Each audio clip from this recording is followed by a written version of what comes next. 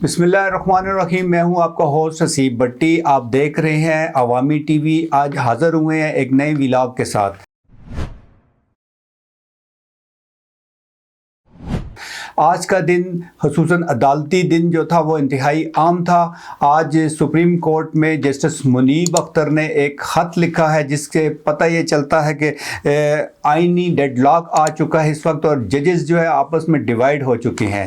آج 63A کا جو کیس تھا، اپیل تھی حکومت کی جانب سے، 2 سال کے بعد آج لگی تھی۔ 5 رکنی بینچ تھا۔ چیف جسٹس آف پاکستان کی سربراہی میں بینچ نے جب سماعت شروع کی تو جسٹس منیب اختر جو تیسرے نمبر کے سینئر پوزین جج ہیں بینچ میں، وہ نہیں آئے، جبکہ دیگر 4 ججز آئے، جس پر جسٹس قاضی فائز عیسیٰ نے اس وقت یہ بتایا کہ انہوں نے ایک خط لکھا ہے اور اس خط کے آخری مدرجات انہوں نے پڑھ کر سنائے کہ وہ اس بینچ میں شامل نہیں ہو سکتے۔ تو چیف جسٹس کا یہ کہنا تھا کہ ہم ان سے ایک ریکویسٹ کریں گے، اگر وہ آئے تو ٹھیک، ادروائز ہم ایک نیا بینچ تشکیل دے دیں گے۔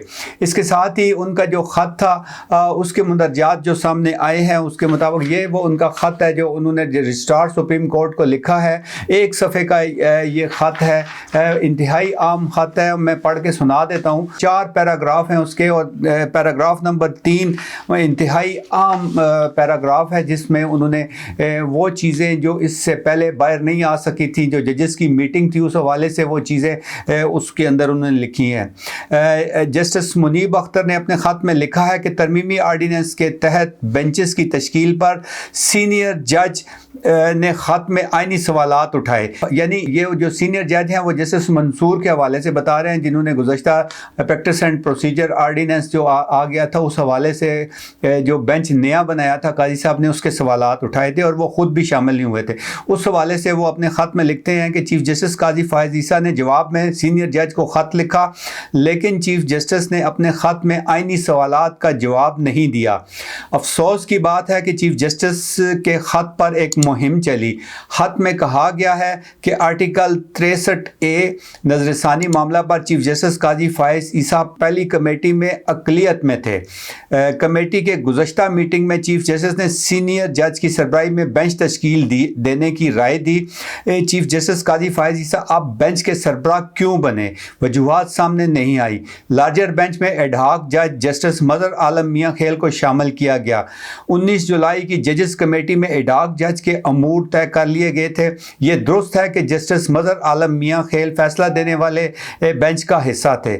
جسٹس مظہر عالم میاں خیل کی بینچ میں شمولیت آرٹیکل 182 کے خلاف ہے۔ جسٹس منیب اختر نے اپنے خط میں مزید لکھا ہے کہ 63A نظر ثانی سماعت کے لیے تشکیل بینچ میں موجودہ حالات میں شمولیت سے معذرت کرتا ہوں۔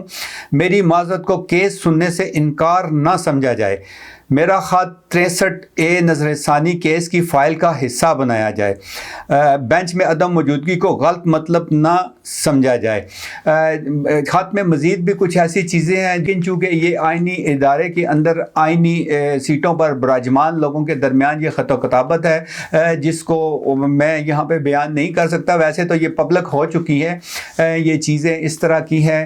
انہوں نے جو جسٹس قاضی فائز عیسیٰ کے حوالے سے بتایا اس کے اندر کچھ چیزیں لکھی ہیں۔ اس کے علاوہ جسٹس قاضی فائز عیسیٰ نے یہ خط کا جو آخری پیراگراف تھا، پیراگراف نمبر 4 پڑھا، تو پڑھنے کے بعد انہوں نے کہا کہ جی ہم ان کو ایک مرتبہ پھر کہیں گے۔ انہوں نے پھر رجسٹرار کے ذریعے انہیں میسج بھجوا دیا ہے کہ وہ بینچ میں شامل ہوں۔ ویسے آئین اور قانون کے تحت جو آرتھر یہ جو اس سے پہلے یہ جو فیصلہ دیا گیا تھا 63A، اس وقت جو حمزہ شہباز کی حکومت تھی اس میں کوئی پی ٹی آئی کے لوگوں کو اغوا کر کے تو ان کے ووٹ ڈلوائے گئے تھے، جس پر عدالت نے یہ فیصلہ دیا تھا پی ٹی آئی کی درخواست پر اس وقت جسٹس عمر عطا بندیال کے، اور ان آخری دنوں کے اندر یہ فیصلہ دیا گیا تھا جس کی نظر ثانی اپیل ابھی 2 سال سے پینڈنگ میں چلی آ رہی ہے۔ اس کے اندر یہ کہا گیا تھا کہ جن لوگوں نے ووٹ دیا تھا اور وہ ووٹ دینے کے بعد ایک تو نائل ہو چکے اور ان کا ووٹ بھی کنسیڈر نہیں کیا جائے گا، جس کے خلاف اس وقت مسلم لیگ نون اپیل میں آئی تھی۔ اب اتنے عرصے کے بعد اب چونکہ ایک آئینی ترمیم کے لیے حکومت کو ضرورت ہے، قاضی فائز عیسیٰ جو ہے وہ حکومت کو 2/3 میجارٹی کے لیے اس سے پہلے بھی مبینہ طور پر پی ٹی آئی کی کئی نشستوں پر دوبارہ گنتی کے حوالے سے سیٹیں پوری کر کے دیتے رہے ہیں، 4 سیٹیں دے چکے ہیں اب تک. لیکن ابھی اس وقت 63A کا مطلب یہ ہے کہ اگر یہ اپیل منظور ہو جاتی ہے اس وقت کی حکومت اور اس وقت مسلم لیگ نون کی، تو اس اپیل کا مقصد یہ ہوگا منظوری کا کہ پی ٹی آئی کے لوگ جو بے شک ان کو پی ٹی آئی کا ہی کر دیا جائے، لیکن ان سے زور زبردستی یا جس طریقے سے بھی ووٹ لیا جائے گا اور وہ اپنی 2/3 میجارٹی پوری کی جائے گی. چونکہ مولانا فضل الرحمان بھی اس وقت قابو میں نہیں آ رہے، تو یہ ایک طریقہ کار رہ گیا ہے. اور اس کے لیے ان کے پاس اب وقت صرف 15 تاریخ تک کا ہے، کیونکہ 15 کے بعد پاکستان میں جو ایک کانفرنس ہونی ہے اس کے سربراہ آ جائیں گے اور پاکستان میں دوبارہ اسمبلی کا اجلاس بلانا ممکن نہیں رہے گا. اور اس وقت 7 اکتوبر کو بلوایا گیا حکومت کی جانب سے جوائنٹ سیشن، جس کے اندر یہ ترمیم کرانے کی کوشش کی جا رہی ہے. اور اس وقت کچھ لوگوں کی انا کا مسئلہ بن چکی ہے. پیپلز پارٹی کے جو چیئرمین ہیں بلاول بھٹو زرداری، انہوں نے تو واشگاف الفاظ میں کہا تھا کہ ان کی مجبوری ہے، انہوں نے یہ ترامیم جو ہے ان کو منظور کروانے، ہر صورت منظور کروائیں گے اور آئینی عدالت بنوائیں گے. کیونکہ یہ 18ویں ترمیم کے اندر بھی کوشش کی گئی تھی اس وقت کانسٹیٹیوشنل کورٹ کی. یہ جو اس وقت اسلام آباد ہائی کورٹ ہے، یہ بیسیکلی اس وقت کوشش یہ کی جا رہی تھی کہ یہ ایک کانسٹیٹیوشنل کورٹ ہوگی، اور اسلام آباد ہائی کورٹ جس طرح پہلے راولپنڈی بینچ میں کیسز جایا کرتے تھے اسی طرح جائیں گے. لیکن اس وقت مسلم لیگ نون نے ہی مخالفت کی تھی اور 18ویں ترمیم میں یہ کورٹ نہیں بن سکی. تو اب دوبارہ یہ کوشش کی جا رہی ہے. اور اس وقت جو اس کا حیثیت ہے، جو چیف جسٹس قاضی فائز عیسیٰ کے حوالے سے باتیں چل رہی ہیں کہ ان کو اس کا سربراہ لگایا جائے گا، جس کی وجہ سے وہ زیادہ زور دے رہے ہیں. اور پی ٹی آئی کے جو سربراہ عمران خان ہیں وہ تو یہاں تک کہتے ہیں کہ یہ لندن پلان کا حصہ ہے.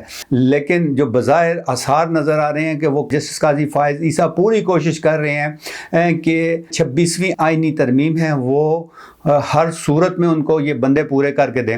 اس کے لیے کل کا دن عام ہے. آج چونکہ اس کی سماعت مکمل نہیں ہو سکی تو اب کل تک یہ چلی گئی ہے. کل اس کے اوپر دوبارہ سماعت ہوگی.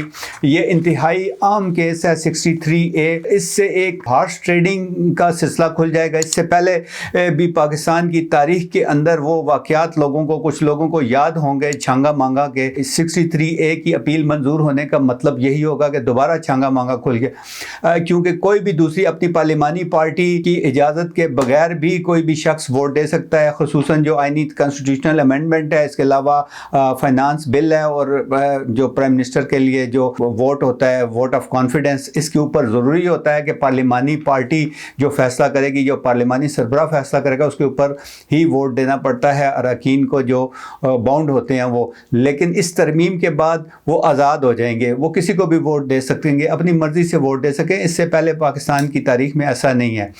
اسی لیے آج کا یہ جو دن ہے وہ مورخ لکھے گا کہ یہ جو ججز کے اندر اس حوالے سے ڈیوائڈ بھی پیدا ہو چکی ہے. جسٹس قاضی فائز عیسیٰ کے ساتھ 5 ججز ہیں، جبکہ دوسری طرف جو جسٹس منصور ہیں ان کا ابھی تک نوٹیفیکیشن بھی نہیں ہوا. حالانکہ جسٹس قاضی فائز عیسیٰ کا 2 مہینے پہلے نوٹیفیکیشن ہو گیا تھا، جبکہ اب 1 مہینے سے بھی کم وقت رہ گیا ہے. 25 اکتوبر کو انہوں نے ریٹائر ہونا ہے. دیکھیں اب وہ ریٹائر ہوں گے یا نہیں. اور آج ایک دوسرا کیس جو تھا، جو آج الیکشن کمیشن کی اپیل تھی، جو لاہور ہائی کورٹ کا فیصلہ تھا جسٹس شاہد کریم کا کہ chief justice Lahore high court یا کوئی بھی چیف جسٹس جو ہے وہ ٹریبونل ہے ان کے ججز تعینات کر سکتا ہے، اپنی مرضی سے کرے گا. اور یہ ان کا فیصلہ تھا، جبکہ الیکشن کمیشن کی اپیل تھی وہ منظور کر لی گئی ہے. جسٹس قاضی فائز عیسیٰ کی سربراہی میں 3 رکنی بینچ نے اسے منظور کیا. جسٹس قاضی فائز عیسیٰ کی سربراہی میں بینچ نے آج اس کا فیصلہ سنایا. آج سے 1 ہفتہ قبل اس کی ججمنٹ ریزرو کی گئی تھی اور الیکشن کمیشن کی اپیل منظور کر لی گئی. اب ٹریبونل کے جو ججز ہیں وہ الیکشن کمیشن لگائے گا. یعنی اس فیصلے کے بعد چیف جسٹس ہے جو ہائی کورٹ کے، اس کے اپر ہینڈ ہو جائے گا الیکشن کمیشن کا. الیکشن کمیشن اپنی مرضی سے ریٹائرڈ ججز لگائے گا، کیونکہ ان کے اوپر یہ الزام آ رہا ہے مبینہ طور پر کہ وہ الیکشن کے اندر جو دھاندلی کے کیسز ہیں، خصوصاً پنجاب کے اندر اور خصوصاً جو اس وقت حکمران جماعت ہے مسلم لیگ، ان کے اپنے ذاتی جو سیٹیں ہیں اس کے اوپر بھی کوشچن ہے، اور ان سے بھی وہ فارم 45 جو ہے وہ مانگا جا رہا تھا، جس کے بعد الیکشن کمیشن نے سب کو روک دیا۔ اگر کسی ایک فارم 45 کا فیصلہ ہو گیا تو اس کے بعد ایک فلڈ آئے گا اور پی ٹی آئی کی بہت بڑی اکثریت ہو جائے گی۔